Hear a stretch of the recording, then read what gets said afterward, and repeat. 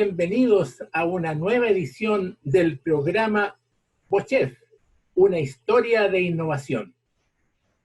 Lo que hacemos es traer al presente y hablar sobre grandes personajes que habitaron nuestro campus, nuestra facultad, y que dejaron historia, dejaron huella por su actitud innovadora.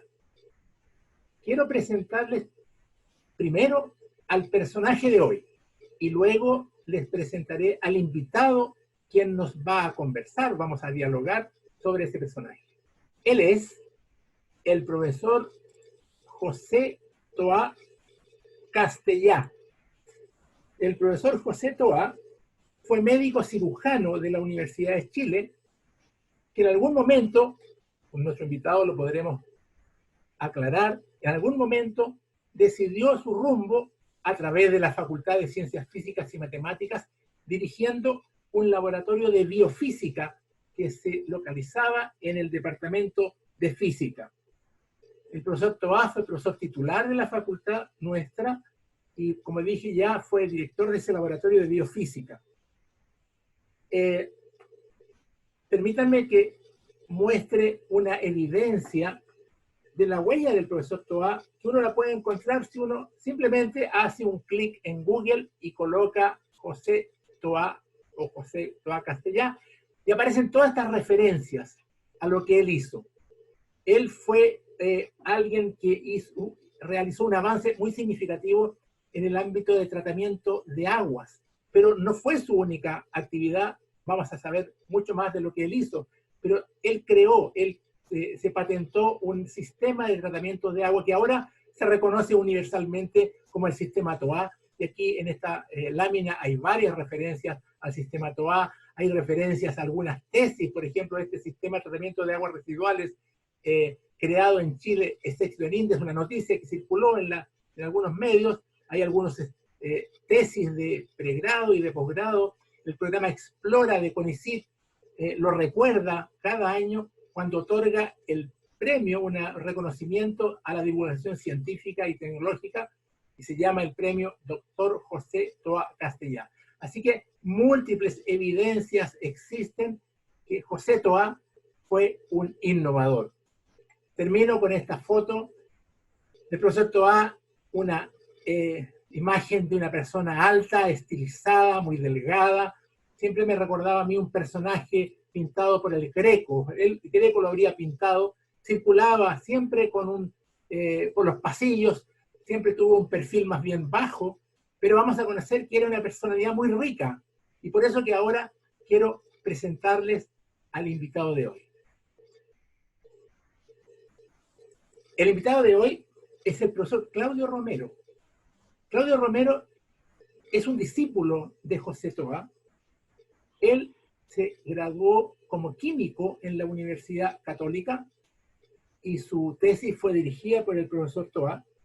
Luego estudió física en la Facultad de Ciencias Físicas y Matemáticas, donde se graduó de físico, y posteriormente realizó estudios de posgrado en la mejor universidad del mundo, que es la Universidad de Wisconsin-Madison. Ustedes me preguntarán, ¿no será mucho? Bueno, yo lo digo porque ahí estudié yo también, entonces por supuesto que tengo que defender esa universidad, donde se obtuvo su grado de PhD, doctor en física, el año 1987. Claudio Romero vivió todo el tiempo que el profesor Toá trabajó en la facultad, fue acompañado, Claudio Romero estuvo junto a él y conoce a la perfección de cuál fue su vida, sus realizaciones, su carácter, sus sueños. Así que bienvenido, profesor Romero, a esta sesión del programa BOCHEF, una historia de innovación. La pregunta que quiero hacer, ¿cómo? Porque lo que se conoce actualmente del profesor Toá, básicamente todos afuera lo conocen por el innovador que creó un nuevo método para tratar aguas hervidas. Pero eso fue el final. ¿Cómo fue? ¿Qué lo llevó a él a ese resultado? Bienvenido y muchas gracias por estar acá. Gracias por la invitación. Es realmente un placer poder conversar sobre el doctor José Toá Castellá, que, bueno, en nuestra facultad todos lo conocen, y en el ámbito de aplicaciones de esta tecnología de biofiltro también. Yo trabajé muchos años con él y consecuentemente algo sé de su vida desde que se recibió de médico hasta que llegó, digamos, al final a hacer algo más de ciencia aplicada, ¿ya? Tal vez quieran ustedes conocer un poquito, y se los digo rápidamente. Inicialmente el doctor Toá trabajó como médico cirujano. Después, de acuerdo a lo que él expresa, se sentía un poco frustrado por no tener medicamentos adecuados para tratar enfermedades y decidió migrar a investigación. Fue a trabajar a la Universidad de Concepción, Laboratorio de Fisiología. Ahí estuvo varios años y luego gran parte de ese grupo migró a Santiago, a la Universidad de Chile, a la Escuela de Ingeniería inicialmente y parcialmente estuvo en Facultad de Ciencias que se creó en la época y luego estuvo nuevamente en nuestra facultad. Y vivíamos en el tercer piso del Departamento de Física, ¿ya? Ahí él desarrolló... Una pregunta, Claudio. ¿Fue él el creador de ese laboratorio? ¿El laboratorio de biofísica? ¿O él llegó cuando ya había sido creado? Yo creo que esencialmente fue él. A lo mejor hubo alguien antes, pero yo realmente esa parte no la conozco. Pero lo que veo desde el inicio de ese laboratorio del tercer piso es el doctor Toá, que inicialmente trabajaron en hormonas, una hormona que es importantísima en la producción de glóbulos rojos, que hicieron publicaciones importantes, la eritropoyetina, y después, por ahí en los años 55, empezó a trabajar en radiación en gamma y efectos en organismos vivos. Y de ahí tuvo varias líneas. Una fue radioprotectores contra la radiación, radioprotectores químicos, y por otra parte, origen de la vida. Ver que si inicialmente en la Tierra había habido una alta dosis de radiación, si eso había sido capaz de producir moléculas similares a los ácidos nucleicos. Allá, y después estuve trabajando en los años 60, cuando yo llegué, con ácidos nucleicos de diferente índole. Habían unos sintéticos, otros extraídos. Y por ahí, en los años 80, 90, empezó a hacer cosas más aplicadas, como producción de biomasa, producción de biogás y tratamiento de aguas servidas. Una pregunta, Claudio. La imagen que yo tengo de los años 70, yo creo, quizás 80 también, al pasar frente al edificio de física, cuando uno circulaba por la calle Blanco Encalada, frente al edificio de física, por muchos años lo que veía eran unas cubetas con un líquido verde adentro, y de pronto alguien que estaba, no sé si agitando el agua, venía alguien, pero esa imagen, yo decía, ¿qué se hace ahí? Hasta que me enteré que detrás de esa iniciativa estaba José Toá. ¿Qué hacía ahí José Toá con esas cubetas que después estuvieron arriba en el techo del edificio? Me da la impresión que algún tiempo también estuvieron. Claro, bueno, él empezó a trabajar en producción de biomasa con algas microscópicas, que eran esta alga verde, ¿ya? Que es una alga microscópica. Y comenzamos cuando estaba antes del terremoto grande del 85, él tenía estas cubetas en el techo, porque el laboratorio estaba en el tercer piso. Después del terremoto bajó al subterráneo, y ahí las cubetas estas salieron al patio y en las que tú veías, ¿ya? Pero era producción de biomasa y posteriormente esa biomasa iba a ser utilizada para alimentar a otra especie, una artemia salina, que iba a producir proteínas, ¿ya? Y la idea era cultivar la proteína de la artemia, ¿ya? Era uno de los proyectos, digamos, de aplicación biológica que él tenía, la producción de biomasa. Por otra parte, también estaba trabajando en producción de biogás, ¿ya? También hizo ahí bastante en esa parte, ¿ya? Que, bueno, muchos proyectos tenía, producción de biogás con plantas de tuna, hacía, y, y este biofiltro fue una de las cosas que tuvo, digamos, una aplicación importante en ese momento. Realmente atrajo a más gente para aplicarlo, Ajá. ¿ya? En la, Sí, una pregunta. El doctor Toa trabajaba sobre un tema que era bien tangencial, yo diría, a las líneas principales de investigación de la facultad. Eh, Pregunto si, en tu percepción, él, cuando estaba haciendo todo esto, se sentía acompañado, se sentía aislado, ¿cómo se sentía inserto en la facultad? ¿O él se sentía bien cómodo en la facultad?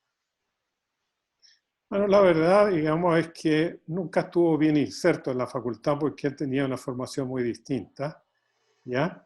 Y por otra parte, por su personalidad, que era una persona muy, muy ágil de mente, muy rápido, que permanentemente estaba teniendo nuevas ideas. No es el estilo de investigación de la facultad que es más pausado, donde la gente se queda más durante más tiempo, ¿ya? El doctor Toa, digamos, investigó en diferentes áreas muy distintas, como que está mostrando, desde hormonas a radiación, origen de la vida, cálculos teóricos de cómo se apareaban ciertos ácidos nucleicos, o sea, una gama muy amplia, ¿ya? Entonces, realmente lo que él, yo diría, requería era mucha gente alrededor, particularmente estudiantes, ¿ya? ¿Ya? De esa manera funcionaba mejor, ¿ya?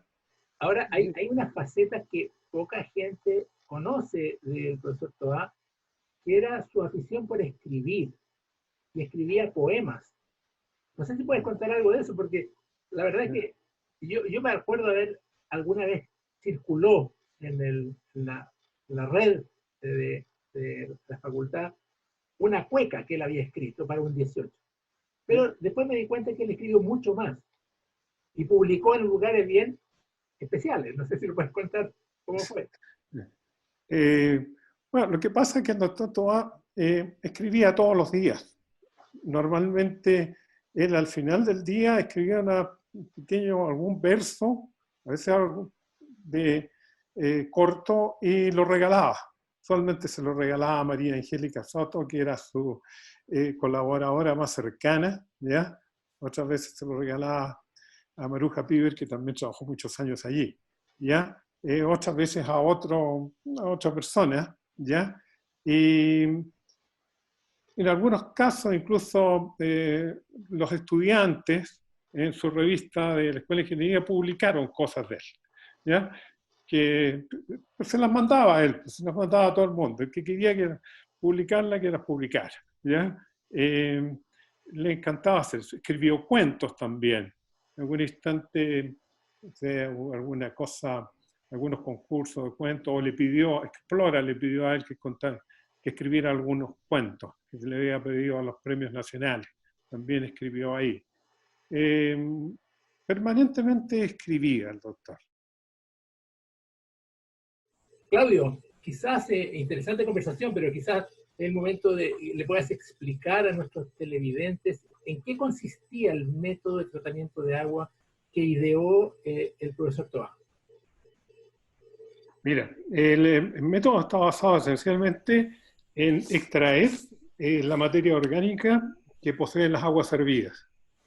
Y para ello, él encontró que la mejor manera de hacerlo era utilizar lombrices que, debido a que poseen una gran cantidad de microorganismos y que la población de las lombrices es muy densa, entre ellas también se crea también una microflora de muchos microorganismos.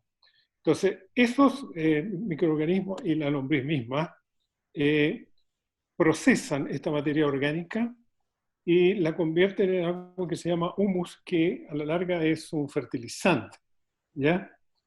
Que queda en la zona donde están las lombrices, ¿ya? Y el agua que traía esta materia orgánica, ¿ya? Escurre hacia abajo, ¿ya? Y para que este sistema sea estable y no se desarme, ¿ya? Las lombrices no caigan, etc.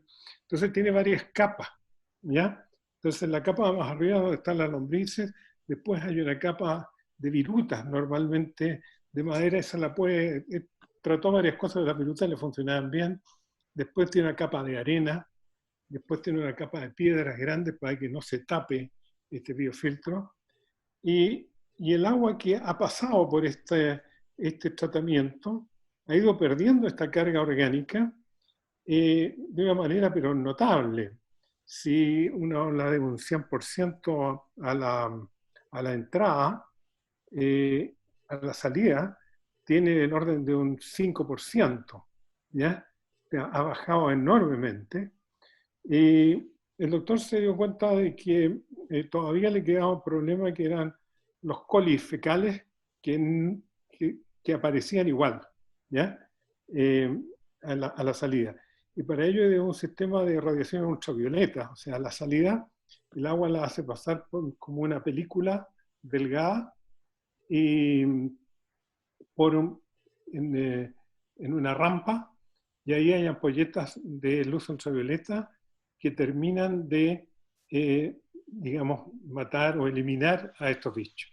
Y esa agua entonces es apta para regadío y para ser entregada a los cursos fluviales o lagos sin causar problemas a los ecosistemas.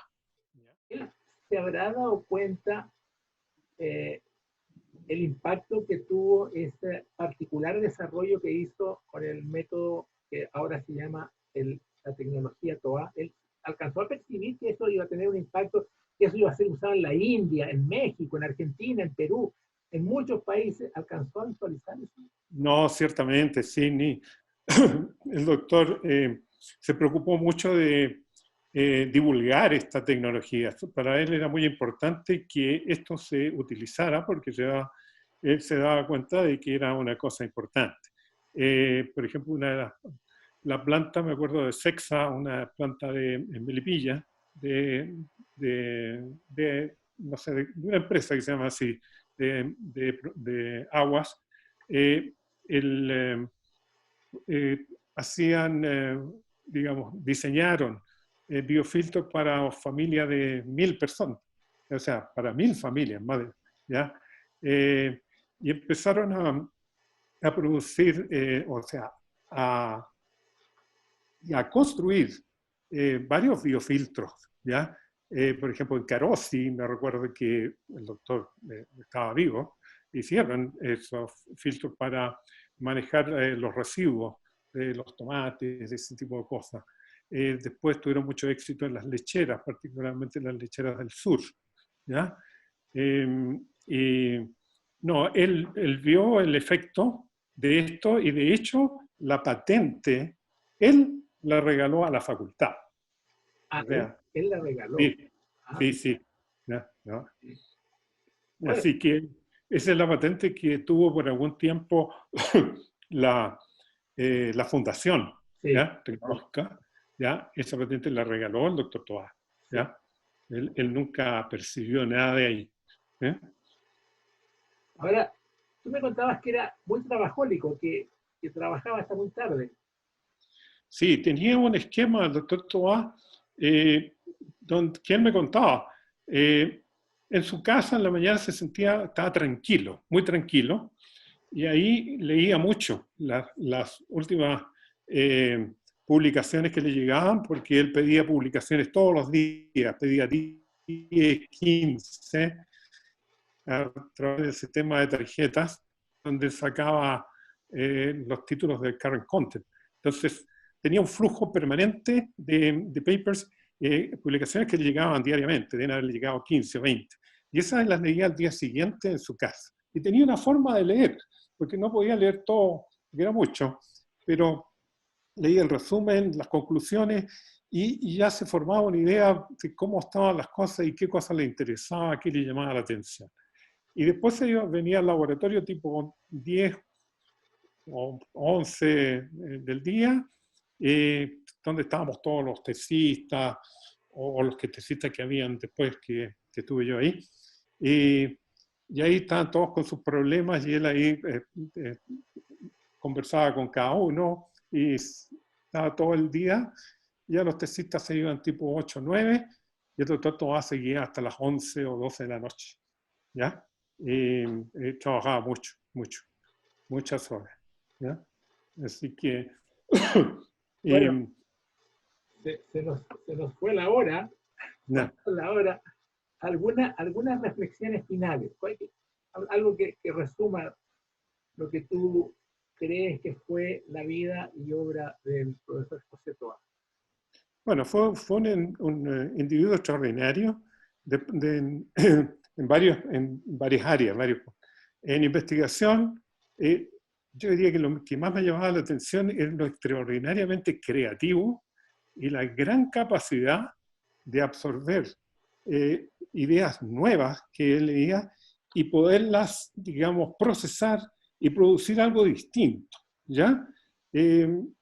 Había muchas veces, o sea, en algunas veces que me llamó la atención, vinieron profesores extranjeros que venían a otras áreas de física teórica, etc. Y iban a conversar con el doctor Toá porque veían que lo que había en biofísica, y algunos de ellos expresaron, particularmente uno de ellos, no me acuerdo el nombre, dijo que lo más extraordinario que había visto en la facultad era un investigador que estaba en el subterráneo, ¿ya? Por lo extraordinariamente creativo y rápido. ¿Ya? El otro aspecto del doctor Toá es su carácter, un carácter alegre, extraordinariamente optimista, ¿ya?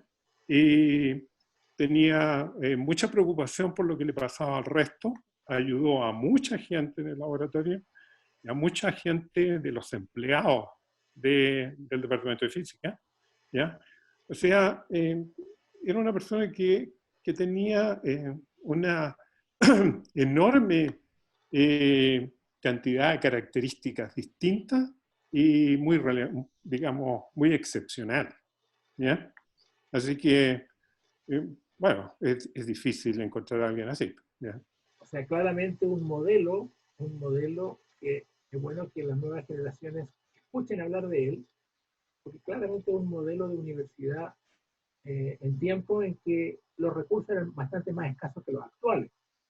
Y él, en esa circunstancia, ser capaz de avanzar, crear, innovar, abrir nuevas líneas, ser que son en una facultad que su tema no era la línea principal de la facultad, pero él logró instalar un nuevo tema simplemente con su esfuerzo, su persistencia y su capacidad.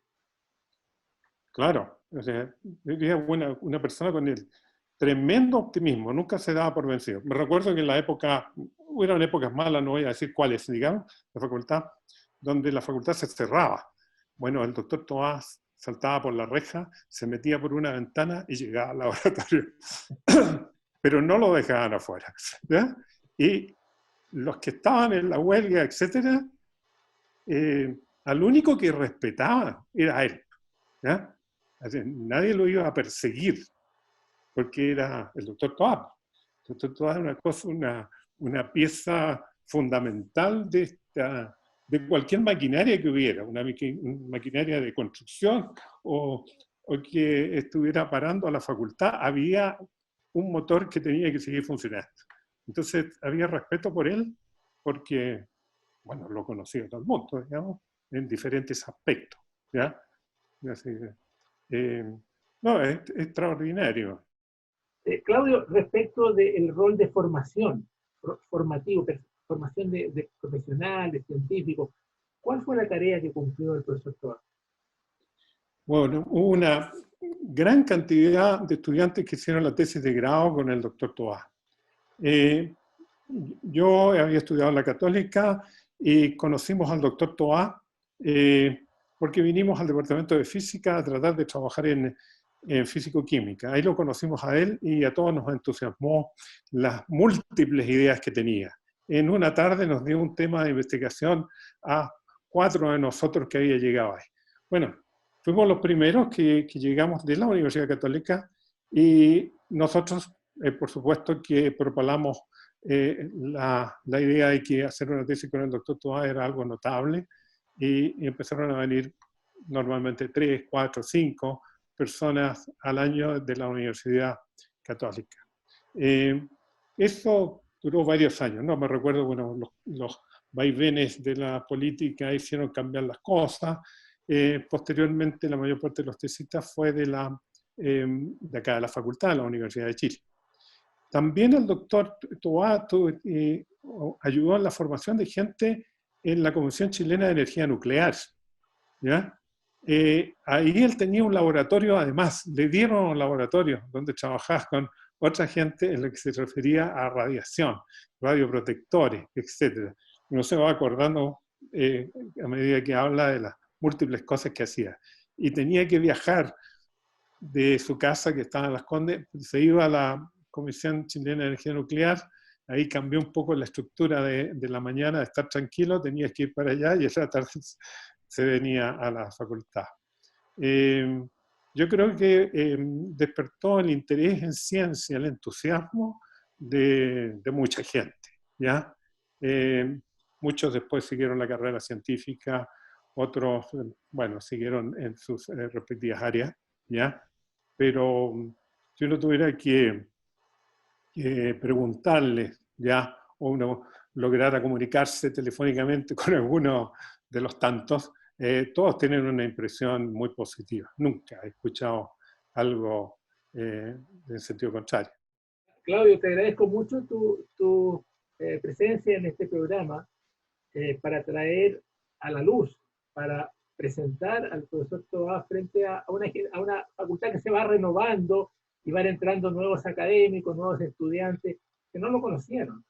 Pero creo que este testimonio que tú das de la personalidad del profesor Toá da cuenta de que nuestra facultad ha albergado gente de gran capacidad y de gran valor humano también, como fue José Toá.